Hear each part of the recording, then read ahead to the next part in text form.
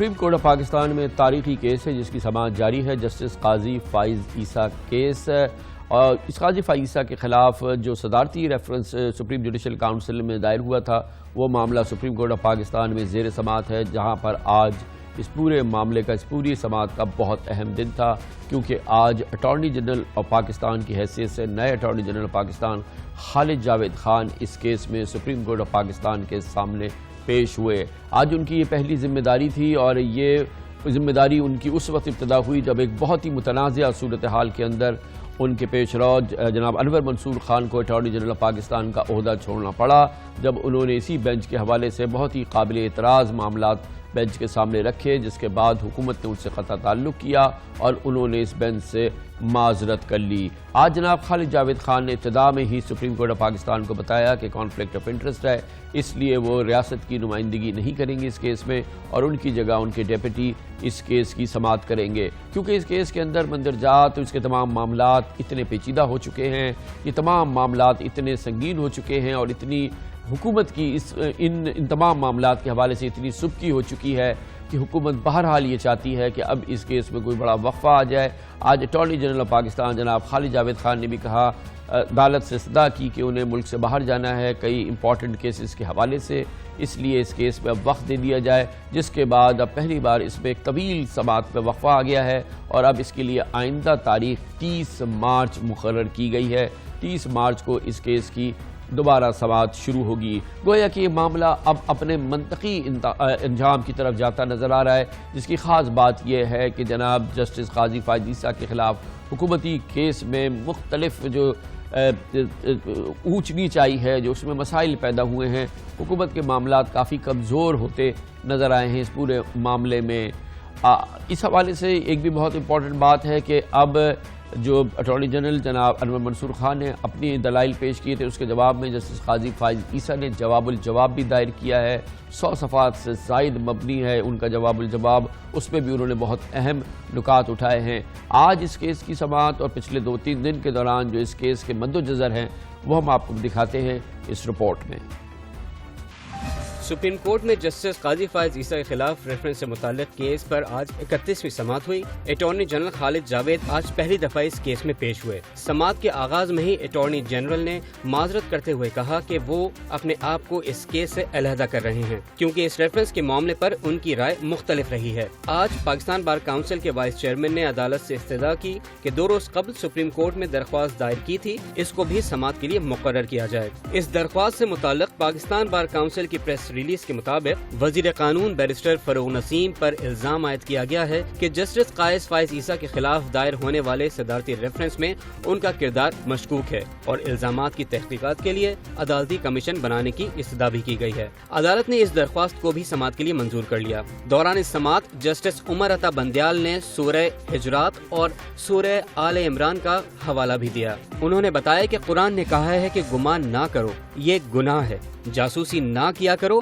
یہ بھی گناہ ہے۔ ان کا کہنا تھا کہ عدلیہ کو تنقید برداشت کرنی پڑتی ہے، ہم اپنے فیصلوں سے بولتے ہیں۔ سماعت کے دوران سابق اٹارنی جنرل انور منصور کی طرف سے اپنے متنازع بیان پر غیر مشروط معافی کے بارے میں عدالت نے یہ نہیں بتایا کہ اس معافی کو قبول کر لیا گیا ہے یا نہیں۔ جسٹس فائز عیسیٰ نے اس معاملے میں ہفتے کو سپریم کورٹ میں جواب جمع کراتے ہوئے موقف اختیار کیا تھا کہ ان کے خلاف صدارتی ریفرنس بدنیتی پر مبنی ہے، اسے کالعدم قرار دیا جائے۔ ان کا یہ بھی کہنا تھا کہ صدر، وزیر اعظم اور وزیر اعظم کے معاون خصوصی، وزیر قانون اور اٹارنی جنرل سمیت غیر قانونی جاسوسی کے عمل میں ملوث افراد کے خلاف توہین عدالت کی کارروائی کی جائے۔ جسٹس قاضی فائز عیسیٰ نے اپنے جواب الجواب میں لکھا تھا کہ کئی نمایاں شخصیات نے آف شور کمپنیوں کے ذریعے غیر ملکی جائیدادوں کو چھپایا، جن میں موجودہ وزیر اعظم بھی شامل ہیں، جبکہ ان کی اہلیہ اور بچوں نے برطانیہ کی جائیداد کو آف شور کمپنیوں کے ذریعے کبھی نہیں چھپایا۔ انہوں نے اپنے جواب میں لکھا کہ اثاثہ ریکوری یونٹ کا کسی قانون،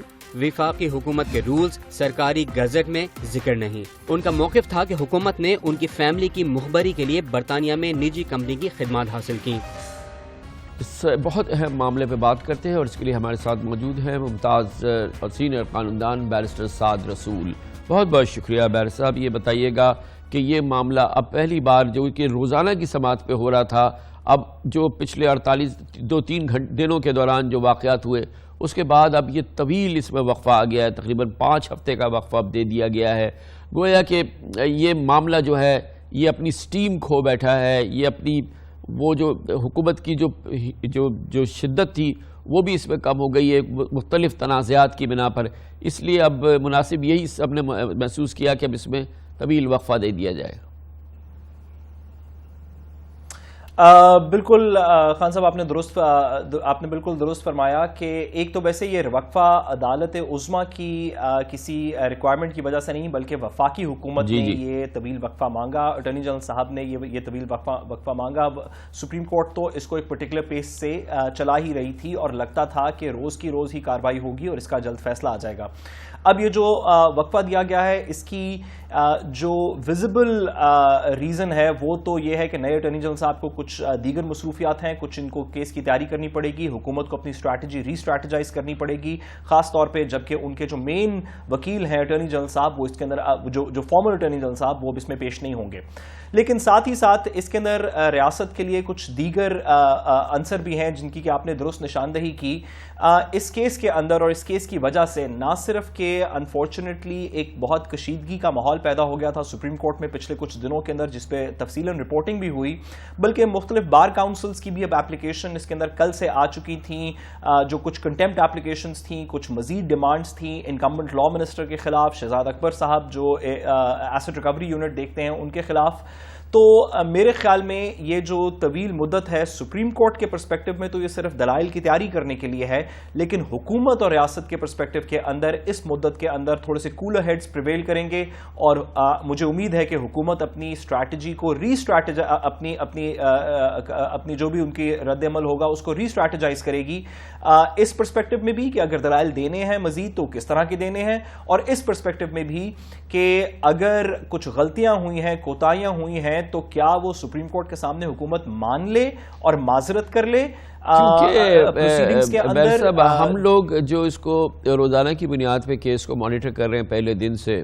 جو وہاں پہ دلائل ہوئے ہیں، جو سماعت ہوئی ہیں، جو جج صاحبان کے ریمارکس آئے ہیں اور جو جج صاحب کی جانب سے جو وکلاء پیش ہوئے ہیں، اس میں مسلسل ہمیں نظر آ رہا ہے جس کا ڈراپ سین انور منصور خان صاحب کی جو ٹیسٹیمنی تھی اور اس کے بعد پھر جو وہاں پہ معاملات پیدا ہوئے، حکومت کا کیس بہت کمزور ہوتا نظر آیا اس پورے معاملے میں. اور حکومت کی پوزیشن ایک بار پھر ان کی لیگل ٹیم کی عدالت عظمیٰ کے سامنے بہت ہی کمزور ہوئی ہے اور بہت ہی ان کی جو پوزیشن ہے وہ خراب ہو گئی ہے. بلکہ خان صاحب بظاہراً بالکل آپ نے درست فرمایا کہ یہی لگتا ہے. اس کے اندر ایفیکٹولی 2-3 حکومت کے ڈپارٹمنٹس انوالوڈ ہیں. آبویسلی لا منسٹری انوالوڈ ہے، اٹارنی جنرل صاحب کا دفتر انوالوڈ ہے، اور ساتھ ہی ساتھ ایک ایسٹ ریکوری یونٹ شہزاد اکبر صاحب کا جو کہ لا منسٹری کے اندر فال نہیں کرتا، ان کی بیسس کے اوپر یا ان کی رپورٹ کی بیسس کے اوپر الیجڈلی یہ ریفرنس بنایا گیا جو کہ پھر پرائم منسٹر اور پریزیڈنٹ کے تھرو سپریم جوڈیشل کاؤنسل گیا. بظاہراً لگتا یہ ہے کہ ان تمام محکموں کی ایک دوسرے سے کوئی بات چیت زیادہ نہیں ہوئی اس ریفرنس کو فائل کرتے ہوئے، کیونکہ جو بیشتر چیزیں جن کا کہ جسٹس قاضی فائز عیسی صاحب کی پٹیشن کے اندر تذکرہ ہے اور اب ریجوائنڈر کے اندر مزید انہوں نے تذکرہ کیا ہے، وہ ٹیکنیکل لیگل ریکوائرمنٹس ہیں جو کہ کسی بھی حکومت کو چاہیے تھا کہ وہ پورا کرتی اگر اس نے کسی فاضل جج کے صاحب کے خلاف ریفرنس فائل کرنا ہے. فار ایگزامپل کہ جس طرح آپ سے پہلے کافی بات ہو چکی ہے کہ اگر مانیٹرنگ کی جا رہی ہے تو کس قانون کے نیچے کی جا رہی ہے، اس کی لیگل جسٹیفیکیشن کیا ہے، ایسڈ ریکوری یونٹ کا کیا تعلق ہے کسی جج صاحب کی چیزوں کو انویسٹیگیٹ کرنے کا، ان کا لیگل مینڈیٹ کیا ہے. یہ جو ٹیکنیکلٹیز ہیں، یہ ٹیکنیکلٹیز کی بنا پہ جو حکومت کا مین آرگومنٹ تھا، جو کہ میرے خیال میں شروع سے شاید ہونا چاہیے تھا حکومت کا مین آرگومنٹ، اور وہ یہ کہ کیا قانون کے نیچے، آئین کے نیچے کسی بھی جج صاحب کے فیملی ممبرز کے ایسٹس پوچھے جا سکتے ہیں، کیا ان سے سوال کیا جا سکتا ہے، نہیں جا سکتا. واضح رہے کہ یہ صرف جسٹس فائز عیسی صاحب کے متعلق تو ایک بڑا مختلف کیس ہے. اس سے پہلے آپ کو یاد ہوگا کہ former chief justice Iftikhar Chaudhry صاحب کے بارے میں ایک کیس تھا جو کہ ان کے بیٹے سے ریلیٹ کرتا تھا، ان کے بیٹے کے ایسٹ سے ریلیٹ کرتا تھا. تو جو کانسٹیٹیوشنل سوال ہے کہ کیا جج صاحبان کے فیملی ممبرز کے ایسٹس جو ہیں وہ سپریم جوڈیشل کاؤنسل کے ایمبٹ میں فال کرتے ہیں، یہ سوال کہیں پیچھے رہ گیا. اور حکومت کی غلطیوں کی وجہ سے، حکومت کی ڈپارٹمنٹس کی نہ آپس میں بات کرنے کی وجہ سے، لا منسٹری، ایسٹ ریکوری یونٹ اور دیگر ڈپارٹمنٹس کے نہ بات کرنے کی وجہ سے جو لیگل ٹیکنیکلٹیز ہیں ان میں اتنی زیادہ غلطیاں کی گئیں، اور اس کے بعد دلائل اور میں یہی وجہ ہے آئی گیس وہ جو آپ نے غلطیوں کی اور حماقتوں کی بات کی ہے، یہی وجہ ہے کہ اب جو ریجوائنڈر، جو دوسرا ریجوائنڈر آیا ہے جج صاحب کی جانب سے، جسٹس فائز عیسیٰ کی جانب سے، وہ بہت اگریسو ہے. اس کے اندر جو انہوں نے باتیں کہی ہیں، جو دلائل دیے ہیں، جو آرگومنٹس دیے ہیں، جو الزامات لگائے ہیں، وہ ایکسٹریملی سیریس اور سینسٹیو نوعیت کے الزامات ہیں، اور ان کے جو ایلیگیشن ہیں وہ بہت ہی سیریس ہیں. اگر اس پہ بھی بات آگے بڑھے گی تو اس کے بھی بہت سیریس کانسیکوینسز ہو سکتے ہیں. جو ریجوائنڈر کے اندر، خان صاحب آپ نے بالکل درست فرمایا، جو ریجوائنڈر کے اندر جسٹس فائز عیسیٰ صاحب کی طرف سے جو کچھ باتیں کی گئی ہیں وہ تو میرا خیال ہے کہ اوریجنل ریفرنس سے بھی شاید زیادہ سیریس ہیں. اس کے اندر فیض آباد دھرنا کی ججمنٹ کا بھی کچھ تذکرہ ہے. اس کے اندر پرائم منسٹر صاحب کے آف شور کمپنی جو کہ سپریم کورٹ کے اندر آپ کو یاد ہوگا ایک زمانے کے اندر ٹیسٹ ہوئی تھی جسٹس ثاقب نثار صاحب کی، اس کے اوپر ججمنٹ آئی ہوئی ہے، اس کا تذکرہ ہے. دیگر جو ہماری گورنمنٹ ہے ان کے اور اپوزیشن کے پولیٹیکل لیڈرز کی آف شور کمپنیز کا تذکرہ ہے. تو وہ جو باتیں ہیں وہ تو مزید سیریس ہیں. میں لیکن یہ بھی واضح کرتا چلوں کہ قاضی فائز عیسیٰ صاحب کے پرسپیکٹو میں اب یہ پروسیڈنگز جو آج ہو رہی ہیں، اس سے پہلے بھی آپ کو یاد ہوگا کہ کچھ پروسیڈنگز ہو چکی ہیں جن کے اندر ایک اسپیسیفکلی ججمنٹ ہے جو فارمر چیف جسٹس آصف سعید کھوسہ صاحب نے لکھی تھی، جس کے اندر قاضی فائز عیسیٰ صاحب نے جو خط لکھا پرائم منسٹر کو، اس کے اوپر کچھ کامنٹس دیے گئے تھے. تو وہ بھی چیزیں سپریم کورٹ کے سامنے ہیں، سپریم کورٹ ہی کی اپنی ججمنٹ ہے. میرے خیال میں یہ جو طویل وقفہ اب دیا جا رہا ہے، جس کے اندر تقریباً 6 ہفتے کا ٹائم پیریڈ ہے، اس کے اندر ہر پارٹی تھوڑا سا اپنے آپ کو ری ویلیوٹ کرے گی، خاص طور پہ حکومت اپنے آپ کو ری ویلیوٹ کرے گی. بہت شکریہ جناب بیرسٹر سعد رسول ہمارے ساتھ موجود تھے. کمرشل بریک کے دوران